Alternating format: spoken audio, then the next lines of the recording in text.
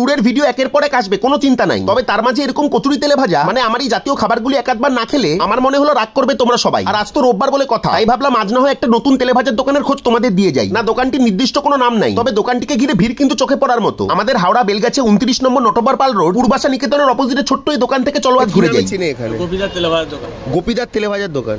Chop, বেগুনি, ফুলুরি, কচুরি, সিঙ্গাড়া। আচ্ছা, দামগুলো একটু বলে দাও না। 5 টাকা, সব 5 টাকা। সব 5 টাকা। আর বিকালে এক্সট্রা কিছু করো? বিকালে হচ্ছে ফুলকপির চপ হয়, বুমা হয়। আচ্ছা আচ্ছা। বাঁধাকপির বড়া হয়। আচ্ছা, আর কচুরির সাথে কি দাও? তরকারিটা দাও, ঘুগনিটা দাও, আর আলুর দম নিলে আলাদা করে দিতে হবে। সকাল 7টা থেকে ভাজা রেডি হয়ে যায়, বিকেল 4টে থেকে 8টা সাড়ে 8টা পর্যন্ত।